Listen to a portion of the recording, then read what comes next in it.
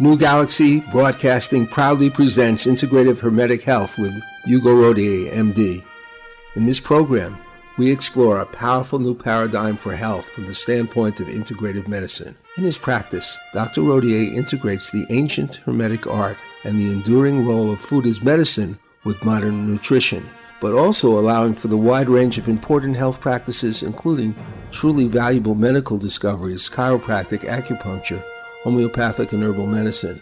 In this program, Hugo Rodier, an expert in intestinal health and nutrition, will help the audience discover an approach that focuses on actual cures, not the masking of the elegant simplicity of many health solutions for the sake of profit. Profit too long has been an overriding motive of the pharmaceutical companies, and sometimes, sadly, by many in the medical establishment today.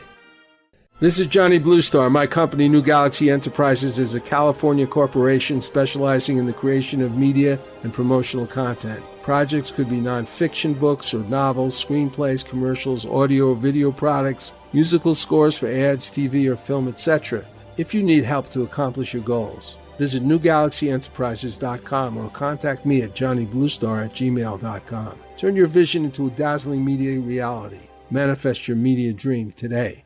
Some say that the history of medicine has been continually evolving since the time of the ancient Greek physician Hippocrates. But today, some experienced and knowledgeable doctors beg to differ. They clearly see forms of medical treatment that often serve to suppress symptoms with pharmaceuticals that have dangerous, if not fatal, side effects. Also, recommendations for surgical intervention that place profitability over the well-being of their patients. These doctors refuse to include in their practice the many modern and ancient health disciplines utilizing herbs, homeopathic remedies, acupuncture, and above all, the power of nutrition. Many of the most useful insights are grounded in Hermetic Science, developed hundreds of years ago. Hugo Rodier, MD, author, broadcaster, and practicing physician, has spent his career focusing on nutrition and intestinal health. In fact, only now medical journals are coming to terms with the guiding points of view he had realized decades ago. Please join with me, Johnny Bluestar, as I assist Dr. Hugo Rodier in his new program, Integrative Hermetic Health. Today's show, we're going to focus on probably one of the major interests of the public, now for decades. I'm talking about anti-aging solutions. Let me extend a warm welcome to our host, Hugo Rodier, whose regular monthly routine involves reading 50 medical journal articles and reporting them to a devoted audience of readers and listeners. For more information, sign up on his website at www.hugorodier.com. That's HUGORODIER.com. Welcome, Dr. Rodier. Well, thank you, Johnny, for that introduction. Yes, let's talk about anti-aging. A lot of people are very interested in this field, and with good reason. It turns out to touch on a very deep issue that the ancients mastered, if you will. And so let's just go back in time a little bit. Just about every philosophy, every way of thinking for the ancients was based on three simple premises: the fatherhood of man, the fatherhood of God, the brotherhood of men, and the immortality of the soul. The last issue consumed people just as much as the other two.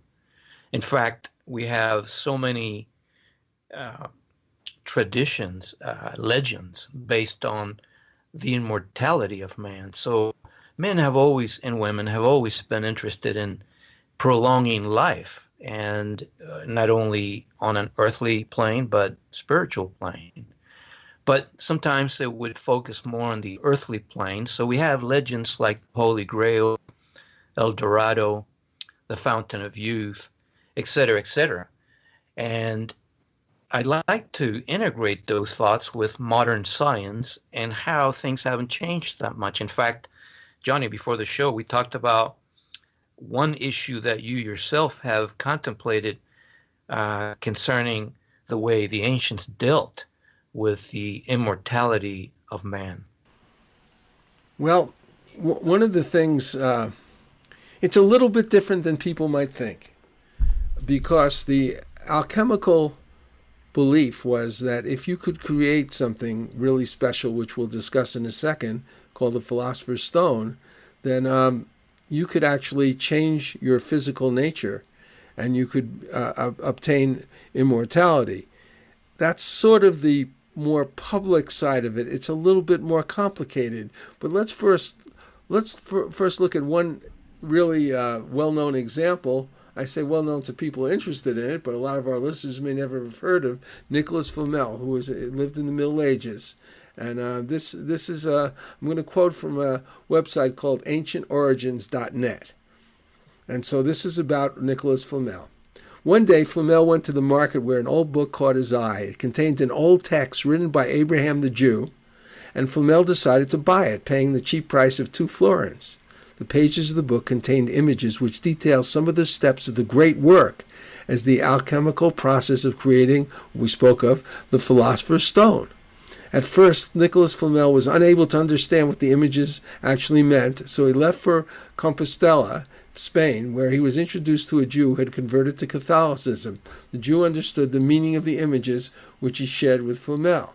And we're really talking about sort of a Kabbalistic book. The alchemist then came back to Paris, where he began to experiment with the transmutation of metals alongside his wife. Now, this is Flamel. He taught her the principles of alchemy in the past, and by following to the letter the instructions from the book, they achieved their first successful transmutation, obtaining gold at a far superior level than the common one, with much higher level of purity. Because besides trying to transmute themselves, they usually alchemy is thought of transmuting the base metals to gold. And then a lot of alchemists were seeking to, the longevity or immortality even, were also experimenting with precious metals. Flamel was very discreet and kept his success a secret, as Charles V had ordered the destruction of alchemical laboratories. Instead, Flamel's reaction was to endow various churches and to order a portal with symbolic figures for Saint Jacques La Bucheria, the neighboring church. Now, very interestingly, Doctor, Paul Lucas, a traveler from the 18th century, declared he had met some Arabs in the desert and they had told him that the famous couple of alchemists still lived. In his book, The History of the French from Different States, Alexis Motilin stated how he came across a French intellectual and how they talked. The man told him that he had met Nicholas Flamel, who was not only alive but kept on experimenting in some kind of secret underground facility. What do you think of that story? Well, I think there's a lot to it, and I'm glad you shared it with us. But let's unpack it a little bit. Yeah. It's hard to argue with the concept that alchemy has a lot of value. In fact, it gave rise to chemistry. Also, as we've talked before, Newton was an alchemist, and he kept himself because of many political, economic reasons. But the translation here of the whole story is how a good motive to seek health, to seek immortality, goes awry, because a whole lot of these people became very greedy. They were consumed by materialism. They wanted gold for a whole lot of earthly purposes, if you will. With it came a lot of power and politics, a lot of vitriol, wars, et cetera, and the rest is history. A lot of fraud too, right? Exactly, a lot of fraud too. And again, as we talk all the time, there is strength and wisdom. So these people were coming from a very strength point of view, but there was very wisdom in it because they were consumed by the beast they created. And so I believe that the same thing is happening today with anti-aging issues. I'm sure you've heard, Johnny, about anti-aging doctors and their practices, right? Mm-hmm. Yeah, Okay. I mean, I remember when it started, like, I don't know, 25, 30 years ago, and there was a lot of exaggerated talk about it. Right. Now it seems there's also the side aspect of the extreme success of certain kind of cosmetic practices. If you looked at some of these Exactly. older actresses, you'd say, "Oh wow," but they're not. They're Exactly. not really So, taking medicine to make them de-age. They're cutting off things. so one has to wonder about the wisdom of these practices and even the evidence. And so a lot of people wonder, well, is this legit? Well, CNN and a whole lot of other media outlets have publicized the stance from the American Medical Association, which does not recognize these practitioners as mainstream. And I know they don't recognize me either. Nutrition, they don't recognize nutrition as a practice. So I can't. I have to throw that in because there are political issues on both sides. But a lot of people wonder, is anti-aging a specialty? Well, they think they are. They have a society of anti-aging doctors. They grant a diploma if you go through their protocols. But the American Medical Association does not recognize anti-aging as a legitimate specialty. Why? It's because of all these issues that you brought up with alchemy. They are now being recreated. Because anti-aging is basically laboring under the vain process of living forever and with stalling death. In fact, Kurt Will, have you heard of Kurt Will? He wrote Singularity is Near. Oh, okay. Anyway, there's a whole lot of people out there that not only want to be frozen, refrigerated, put in hibernation, cut their heads off so that you can save the head and then get a new body when the technology is there. They want to download all their memories into a chip, and then those memories would be them, and then it can be implanted into a new body when they are ready to do that. And then they inject themselves with thousands of supplements, even IV. And you know what? I understand the drive to live forever. Okay, like I said at the beginning, it's in human nature to seek immortality.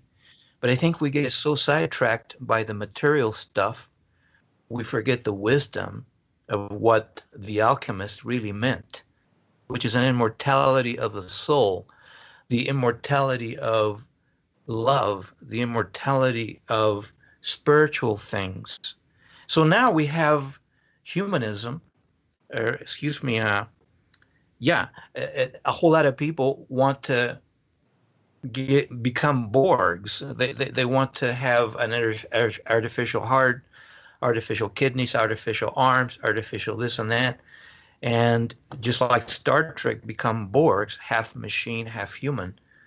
And we're going to have to face that issue squarely in the future, because it's going to bring up a whole lot of ethical issues, and all of this because of anti-aging. The very word tells you what's wrong with it. Anti-aging, what's wrong with aging? Can I present a little bit of a devil's advocate here? All right. Well, first of all, the what I consider to be the real alchemists, this was not really materialism. It wasn't. The actual practice of physical alchemy by traditional but serious alchemists was a spiritual discipline. I think a spiritual discipline that kind of mirrored the physical, the hope to physically transform oneself. But this transformation ultimately was sort of like the transfiguration of Christ. I mean, they would live longer, but then their bodies and their physical self would change, and they would actually go to the next level without dying. In other words, their body would become, I don't, for want of another word, sort of like an astral body. They would change, so they would be able to ascend into another plane without going through the actual physical death process. But they weren't really trying to stay on Earth. They weren't trying to prolong their life forever on Earth. That, I think, was is sort of a perversion of the intent of traditional alchemy of the nature that I'm speaking of. I So it totally was, agree. So you're not playing the devil's advocate, because that's exactly the point that I was making. That this movement got perverted to what you're alluding, oh, and so I yes, think it so definitely was perverted, and it's right, like you're saying, it still is, because we're not meant to. This is a plane of destruction and death and right. birth, and it's like a cyclical plane, and it's not. That's involved with a great deal of suffering, and in a certain way, I would say, like the Buddhists might talk about. Um, you want to avoid suffering, and maybe the traditional answer that some religions have is not really quite what we really want, and maybe that's why people turn to something more like the more traditional alchemies that we're speaking about. Well, the big point is, it's what's going on today. So we used alchemy as an example, and we're in agreement that people can get sidetracked. And so the same thing is happening today. The very anti-aging movement, yes, you can understand where they're coming from, but there's nothing wrong with aging. And if we do it with grace, with wisdom, we accrue a whole lot of benefits as we age. And so these anti-aging people are blasting people with a whole lot of supplements, which can be expensive, even IV, and most deleterious with hormones. So a whole lot of these people are overusing hormones. And look, I'm not saying that we shouldn't use them at all. I think we should be weary of the side effect of blasting everyone with hormones. See, these anti-aging doctors have special tests. You walk into their offices and they'll test you. Well, guess what? Everyone in the door, even if you came in with a hangnail, will be tested wanting hormones. So you have to wonder, why do the tests at all? Further, you have to wonder about any test that proves that everyone is flawed. That's called false positives. Yeah, it would seem like they're not really anti-aging. They're the slowers down of aging, or they're pretending to say they are. I mean, I think maybe in some sense sometimes it works, doesn't it? Well, of course it does, but at what price? So think of hormones as stimulants. Thyroid is a very stimulating hormone, and sex hormones. Who doesn't want to rev up their bedroom life? I get it, but what is the cost?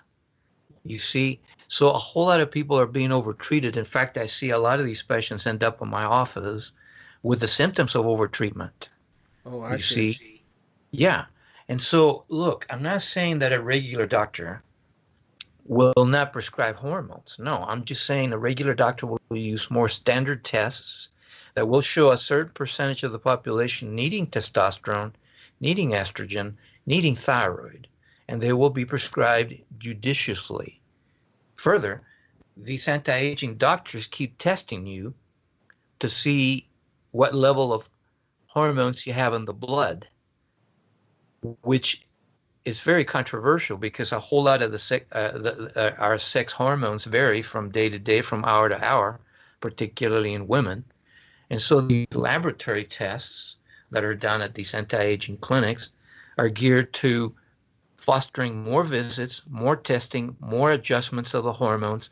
And before you know it, you've spent over $2,000, $3,000 for a treatment that is questionable, fraught with side effects. And for what? For vanity, for a misunderstanding of the aging process. The very word anti-aging, like I said before, tells you all about this movement. Why are you so opposed to aging? Why don't we call it aging with grace? All right. But, and so thanks for the whole alchemy example, because I think the same thing is going on. So modern alchemy, if you will, is hormonal treatment by anti-aging people and blasting people with very expensive supplements that a whole lot of poor people cannot afford. So it's also an elitist type of movement. Can you afford getting your head chopped off and frozen? Probably not. Please, doctor, don't chop off my head. Yeah. Hey, listen. We have to take a break for a second, and we'll come back. Let's not walk into the freezer in the meantime. I'll be right back. Yeah. This is Johnny Bluestar, CEO of New Galaxy Enterprises, a media content development company. The resumes we design are carefully thought out, customized with a great deal of consultation with our clients, and developed to fit the generic requirements of a company or a specific position. A resume these days is still very important. Let us help you. To learn more about New Galaxy, see samples of our work, or talk to us about your project, please go to www.newgalaxyenterprises.com and fill out the contact form. The Spy Files is another riveting component of Kenneth Eads' Brent Marks legal thriller series. When Michael Fine, a young journalist, asked Brent Marks to assist him in a Freedom of Information request, classified documents are accidentally released to him by the FBI. When they're not returned, there's big legal trouble afoot for him and for his attorney, who are facing criminal prosecution. The story, however, starts off with a murder. Here's an excerpt. The Spy Files by Kenneth Ead. Read by Maxwell Zener. When Chan approached the lab, he could see that the lights were on. That's strange. I'm sure I turned them off. Maybe it's the janitor. He unlocked the lab door and startled the man who was sitting at his station. Chan's monitor was illuminated. What are you doing there? The man rose from his seat and looked to his right and then to his left, deciding whether to run or stand his ground. Chan approached him. I'm calling security. You shouldn't be here. Just back off, Chinaman, and I won't have to hurt you. Chan put his right hand on his stun gun, searching for the nerve. With his left hand, he picked up the phone and started to punch in the number for security with his thumb. Put it down, Chinaman. Chan looked up to see the man pointing a gun right at him.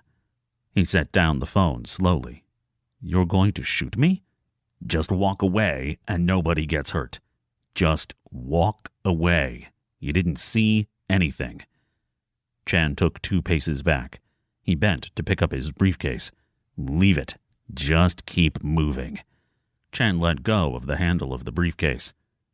The man approached him slowly. Chan took another 2 steps back, and the man took several steps forward. Chan put his hand on the door, and the man gently pushed him through it. Taking his chance, Chan rotated, slammed the taser against the man's body, and let it rip. The man dropped the gun and staggered back, bracing himself against a table. Chan came back into the lab and lunged for his briefcase. With a surge of energy and anger, the man tackled Chan, slamming him back against a lab table. Chan fell hard, hitting his head. Chan lay there still. The man panicked and felt his carotid artery. There was no pulse. Oh, shit. What a mess. He pulled his cell phone out of his pocket. From The Spy Files by Kenneth Ead. Read by Maxwell Zener. Here's a beautiful song by Patty Greer called Autumn Glow.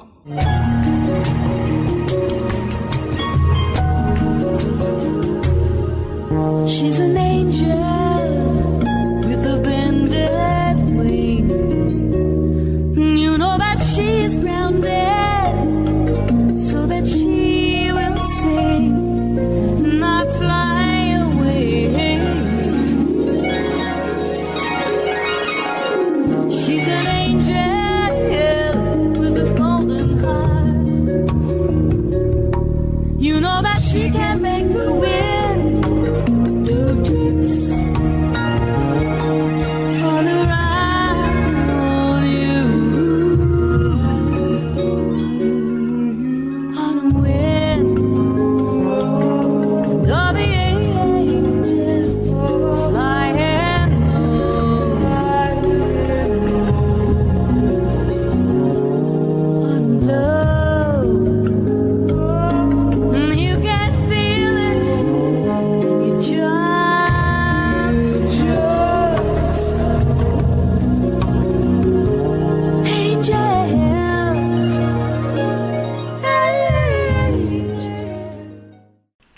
Well, we're back again.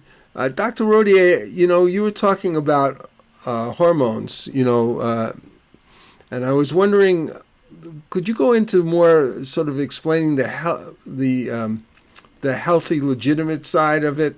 For instance, like for sex hormones, what do you consider to be the natural best protocol for using these things if necessary? I think you need to be tested, given some symptoms. If you're doing just fine, I wouldn't worry about it. But there's some legitimate screening that can be done. And of course, the most important hormone is insulin. And insulin problems, insulin resistance is an epidemic in our country.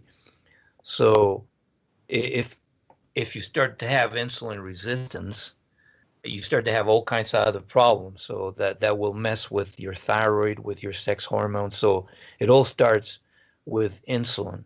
And so I'm a proponent of checking for an A1C and have been my whole career, even 30 years ago when I was told by the corporation I worked for to stop testing because I was scaring patients by checking an A1C. Could you explain what A1C is? Sure. An A1C is the amount of sugar that goes from the bloodstream into the red blood cell. So, so sugar sticks to the hemoglobin inside the red blood cell is the A1C measurement. So an A1C doesn't measure sugar in the blood. It measures sugar going inside the red blood cell and sticking to the hemoglobin, which is a more lasting chronic measurement. Blood sugar waxes and wanes depending on time of day, what you've eaten and all that. So the A1C is more steady. And so that value needs to be under 5.7. From 5.7 to 6.5, you're looking at pre-diabetes, which is an epidemic in our country. And over 6.5, we call it diabetes. And so if you start to go down that road, you begin to affect everything else, including your thyroid function, adrenal function, your brain, your sex hormones. And of course, the latter is best exemplified by the PCOS syndrome, or women that have menstruation problems because they're pre-diabetics. And so that's a very good question, Johnny, because you have hit the nail on the head. It turns out that aging is about the food we eat. And if we're eating poorly, we're not going to age well.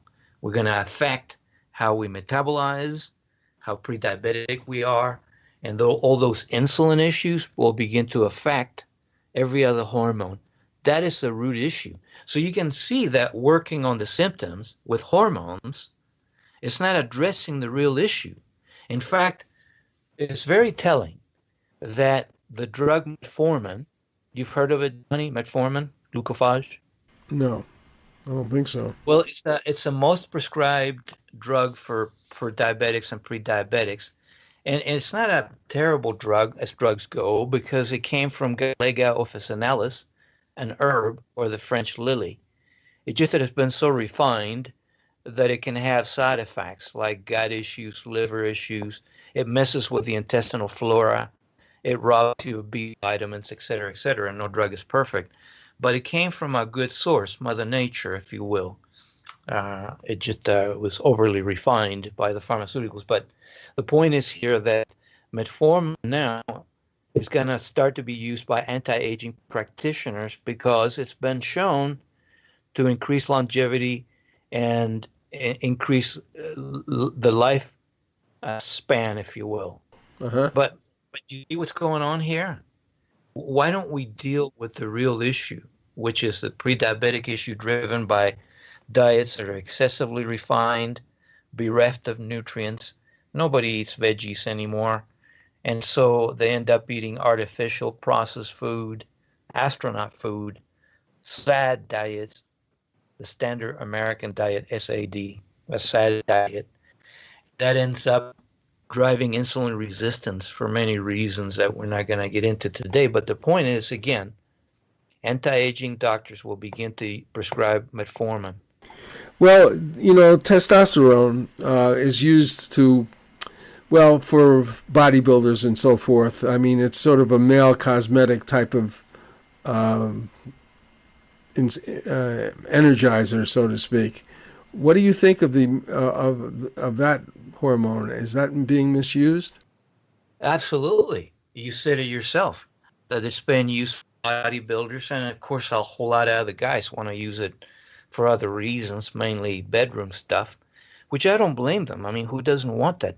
But my point is that if you do it that way and you don't look at why your testosterone levels are depressed, then you end up treating the symptoms and you're not addressing the real issue, which is insulin resistance. In fact, insulin resistance has been shown to increase insulin levels so much it affects your testes and your production of testosterone as much as it affects women's ovaries, and thereby it affects their fertility, menstrual cycles, et cetera, et cetera. So a very good question. You can see then that, yes, you can use the testosterone all you want, but you're not only ignoring the root issues, but you're treating with a potentially harmful hormone and over-treating.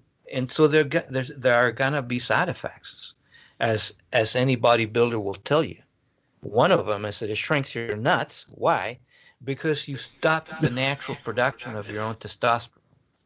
And so the same with female sex hormones. So again, people that overuse these hormones, yes, they do get a boost at first. Remember, these hormones are stimulating.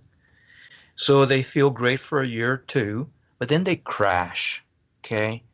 And so an anti-aging doctor out there prescribing these things willy-nilly, without regards to what's going to happen in the future and the side effects, without regards for the root issues, is reprehensible. That is why the American Medical Association does not recognize anti-aging as a specialty. Well, what about, you're talking about the thyroid treatment. What about the overuse of, thyroid hormones, thyroxine? Same. Yes. Well, but what actually are the symptoms of it? All right.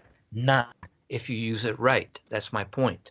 If you get tested by standard testing and you're found wanting in thyroid, testosterone, estrogen, and all those things, yes, you take it.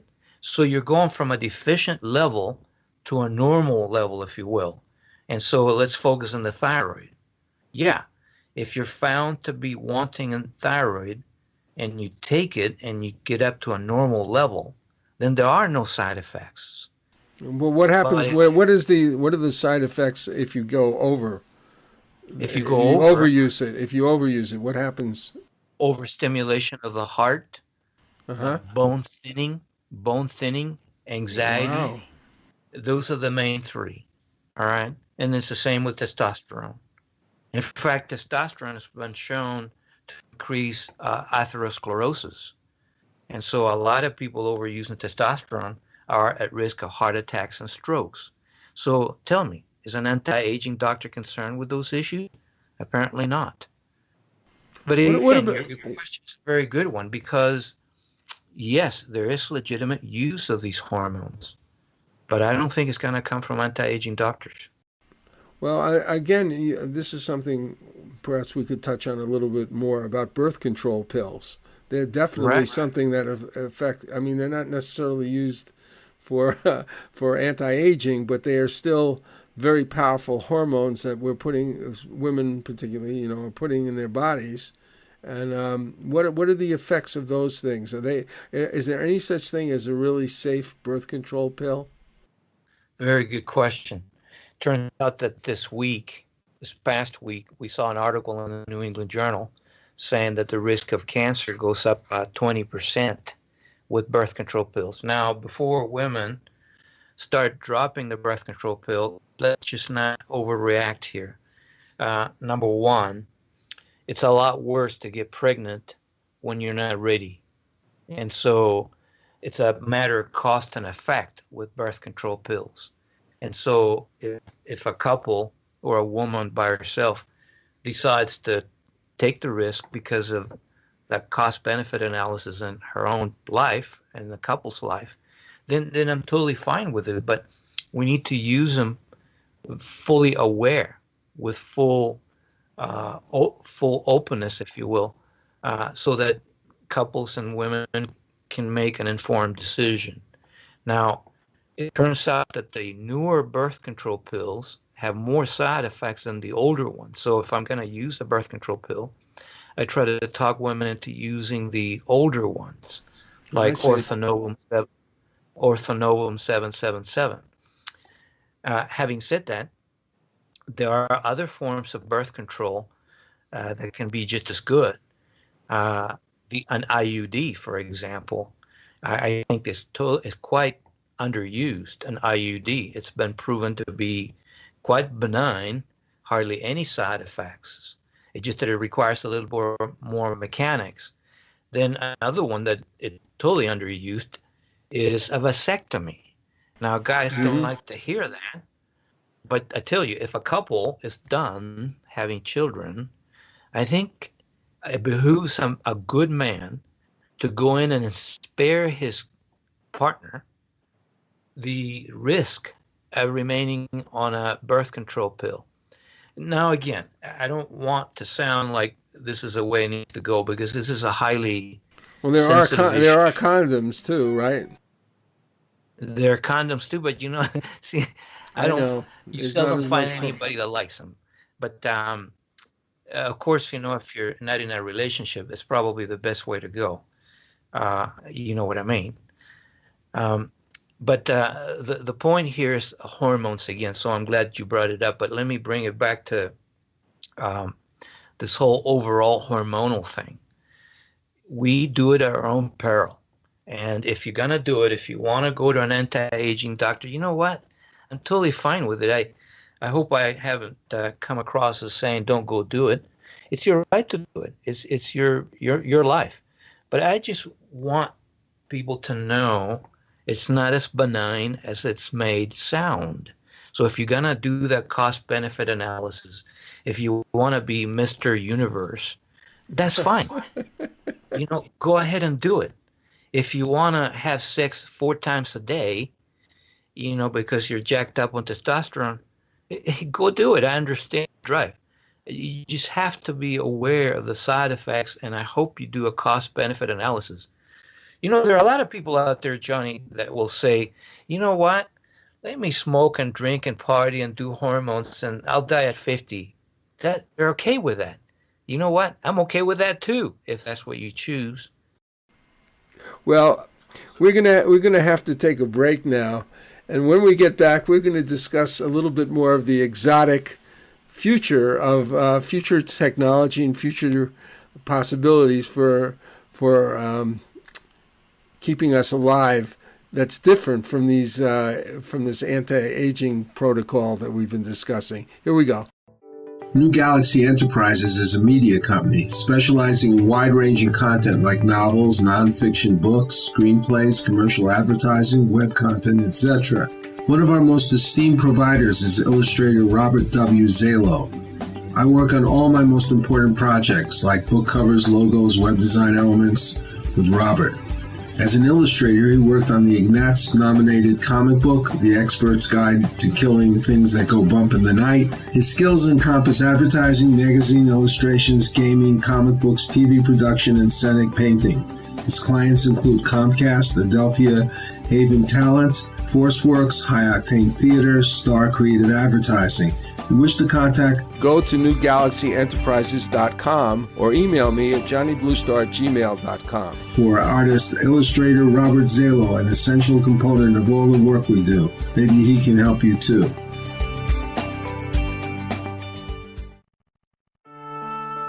Are you confused about so much information on health issues? Do you find it hard to trust the sources of conflicting advice? Try Dr. Rodier's newsletters and blogs based on the latest information published in the best medical and nutritional journals. There is no charge for subscribing. Just log on to HugoRodier.com. That's HugoRodier.com. to do so or to download Dr. Rodier's latest publications.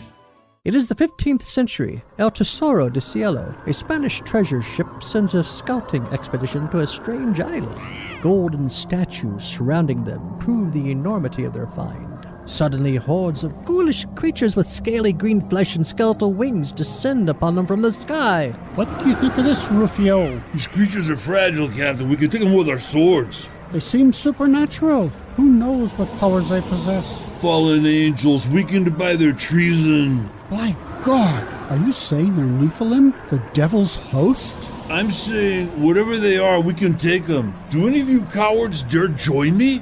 Up against sharp knife-like nails and hideous fangs, the men's swords rip into slimy green flesh. Though black blood pours copiously from their half-naked bodies, the creatures miraculously persist. Can the crew survive this bloody, cursed battle? Find out more by Googling The Thrice Born, a new sci-fi supernatural novel by Carlos Lopez Avery and Johnny Bluestar. Google with the words Carlos Johnny Kendall, The Thrice Born. That's Carlos Johnny Kendall, The Thrice Born. We're going to, Doctor, we're going to look at a little story from the New York Times that sort of indicates another possibility of many that are being looked at sort of scientifically about the longevity or even immortalizing process, if there is such a thing. But this comes closer to the immortalizing process, but it's really strange. So I'm going to quote this quickly.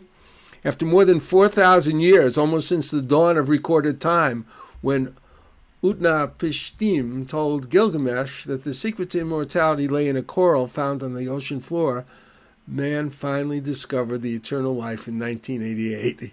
He found it, in fact, on the ocean floor. The discovery was made unwittingly by Christian Sommer, a German marine biology student in his early 20s. He was spending the summer in Rapallo, a small city on the Italian Riviera, where exactly 1 century earlier Friedrich Nietzsche conceived, thus spoke Zarathustra. Everything goes, everything comes back, eternally rolls the wheel of being, everything dies, everything blossoms again, which is a quote from there. Sommer was conducting research on hydrozoans, small invertebrates that, depending on their stage of life, resemble either a jellyfish or a soft coral. Every morning, Sommer went snorkeling in the turquoise water off the cliffs of Portofino. He scanned the ocean for hydrozoans, gathering them with plankton nets. Among the hundreds of organisms he collected was a tiny, relatively obscure species known to biologists as Turritopsis doringi, something like that. Today it is more commonly known as the immortal jellyfish. Sommer kept his hydrozoans in petri dishes and observed their reproduction habits. After several days, he noticed his Turritopdorni, or whatever it is, was behaving in a very peculiar way, for which he could only hypothesize no earthly explanation. Plainly speaking, it refused to die. It appeared to age in reverse, growing younger and younger until it reached its early age of development, at which point it began its life cycle anew. Sort of like Benjamin Button in the movie, going backwards and then suddenly starting again. What do you think of that as a kind of possibility of of aging? Well, I'm sure there are a lot of things in nature that can help. And in fact, a big drive of the pharmaceuticals is to discover those things and cash in on those things. So I believe they'll continue to look, and there's nothing wrong with that. I just wonder about the motivation.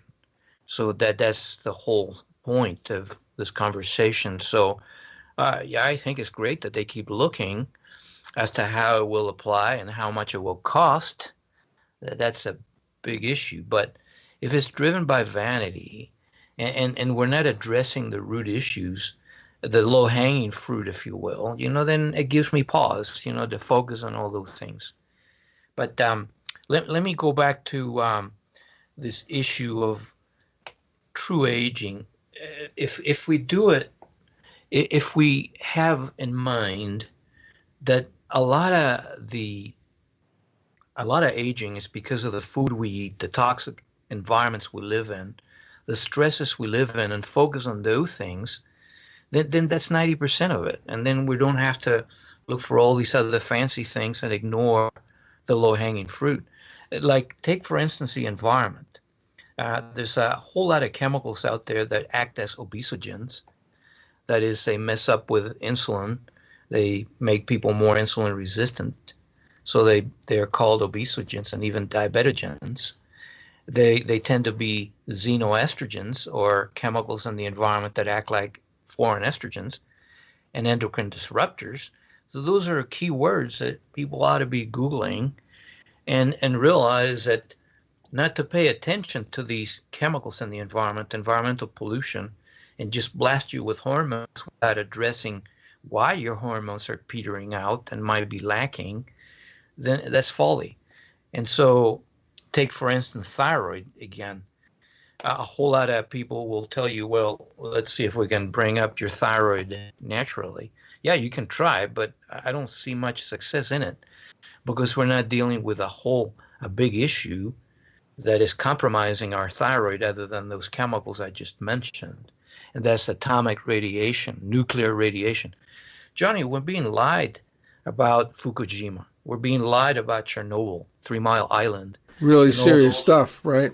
Right. And all that testing that happened down the road here, down I-15 in Utah, southern Utah, Nevada, all those downwinders, if you will, wound up with thyroid issues and other serious cancers. And so my question is, yeah, let's go for it. Let's look at it. But I'm afraid that focusing on those things and missing out on the very basic ways of aging, and ultimately aging, Johnny, is about life and death issues. I think as an adolescent society, we just don't get it, that life and death are natural processes meant to increase wisdom. In our society, we have an adolescent preoccupation with youth and aging. And so how are we going to change that? Now, this is where we get into your realm of reality, that is looking at the esoteric, looking at childhood issues, looking at our attitudes, our philosophies. I believe, Johnny, that those people that are vainly preoccupied about aging are people who have not figured out that they're being controlled by an ego that must be the master of the soul. And it's not going to work. So if we look at our childhood issues, we begin to see that a whole lot of these attitudes are traumatized egos that just don't want to let go. They must be in control at all times. And I think it's very damaging, and it leads to a whole lot of societal ills and individual problems, such as a over preoccupation with living forever, and even leads to scatological issues about apocalyptic views of our society that are very damaging. Well, what about another side to it that we haven't discussed yet? Some of the herbs like gotu-kola, fotitiang, ginseng, that are said to be longevity type of herbs, or to help in some fashion. What do you think of those? Are they part of? They're great. No, I love herbs. Herbs are just more specialized nutrients. And so by getting good nutrition, and you can focus on herbs, if you will, they're just forms of nutrition. And all the herbs you mentioned, Johnny, are insulin sensitizers. They sensitize you to insulin better, so you metabolize better. You get the energy of the sun into you better. You fuel your cells better, so they age better. They function better. They metabolize better. All those herbs you mentioned, the same as food. And so by doing that, you keep your insulin levels down so that you avoid that rise in insulin from bad foods, from insulin resistance, that rise in insulin that goes to other hormones, your testes, your ovaries, your thyroid, your adrenals, and muck up and curtail the proper function of those other hormones just because you're eating so poorly. I like to tell my patients, every Twinkie you put in your mouth is like a nail in your coffin. I'm sorry. I'm sorry. Further, you know what? Another motivation issue. You want to have good sex? You want to have erections that last for an hour or two? Stop eating sugar. So here you are. You're looking at a Twinkie and you're looking at good sex. What's your choice going to be? All right. Of course, you know, the more clever cynical will say, I'll just go to the anti-aging doctor and get blasted with testosterone. You know what? Go ahead, buddy. I don't care. Just be conscious of what you're doing and the side effects. Well, it's a really interesting perspective to see how you try to thread through all these possibilities for extending your life. Well, I feel that personally that in the sort of esoteric matrix, and that by that I mean the inner teachings, that there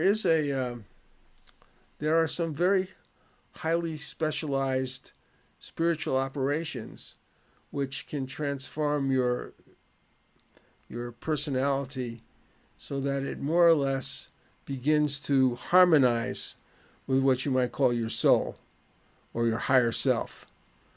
Of course, these words are used in many different ways. right. But I do think that this is the, I have to opt because of my point of view, that I think that the ultimate goal of alchemy is the transformation of the body, to bring it into another realm, and very, very few people have experienced this, or at least that we know of. There are a few examples. Well, let me speak your language and translate everything. As above, so below. Who said that? The excellent Hermes Trismegismus, who is also known as Enoch, who was translated and did not taste death according to the Bible. But Enoch, Thoth, Hermes, Mercury, Quetzalcoatl are the same dudes. And we talked about them last week because they bear the caduceus, the symbol of the medical profession, which is nothing but as above, so below. So the spiritual and the physical must be integrated. Justice and mercy must be integrated. Strength and wisdom must be integrated into the middle pillar of balance. And that's what the caduceus means. So everything we've talked about is about a balance of the spirit and the body. I just fear that this anti-aging movement is totally overwrought with strength issues, with physical issues, and have neglected the spiritual that you bring up. So I'm not saying that one is right, the other one is wrong. I'm looking for a balanced and integrative approach, which is the core of the show. I think that what Jesus was teaching, not what has come down as his sort of the reinterpretation of his teaching, was a form of spiritual alchemy. I don't think that physical Sure. alchemy is really the most important thing. I think sometimes the Absolutely. physical alchemists were looking at it as a metaphor for their own work on their spiritual nature. And we're talking about a technology that helps reduce what we're talking about as the ego, Exactly. so that the personality becomes more harmonious with the full body of this of the Shekinah, of the divine presence, which is it's sort of like a white light that is composed of many different colors, and those colors and those frequencies combine together to harmonize with a more and more of a route to the full experience of the what you call cosmic consciousness that's is even beyond the individual ego. Well, what's harmony? Harmony is balance. Harmony is equilibrium. Harmony is homeostasis. Homeostasis is health. That's the whole essence, I think, of spiritual alchemy, a kind of homeostasis of one's own self with all one's components, which are vibratory. So it's a sort of a vibrational homeostasis. Well, that's energy. You know, that's the energy and information that I talked about on the last show. And so we're talking about the same things. We just use different languages, French, Spanish, English. We're saying the same thing. So the bottom line of this discussion, Johnny, in my opinion, is that it's great to be concerned with aging. Let's just do it with a more wisdom focus and not so much on the corporeal side of it. Well, you know, it says, another quote from Jesus, seek ye first the kingdom of God, which I mean by that, I mean the presence of God, the experience of God, and its righteousness, and all else will be granted unto you. So it's not the physical that should come first. It's the actual experience. And with that, I'm afraid, Doctor, we've had a good run, but we need to go. And we're going to leave with a little bit of reminder about how to get in touch with you. Okay? All right. Thank you. Well, thank you. Dr. Hugo Rodier has published 4 books on health issues covering practically all chronic health problems. You may find them by accessing his website at hugorodier.com. That's HUGORODIER.com. Gut health is the most academic, while switching off chronic disease is the most patient-oriented, with simple recipes to implement his nutritional protocols. This is Johnny Bluestar. We all live very closely or within ourselves to an immense journey of self-discovery and adventure. For humanity, both the wide expanse of stars and the infinitely wider space within ourselves beckon us to make that leap forward. Thank you for making Threshold Radio part of your journey. Be well and keep cosmic.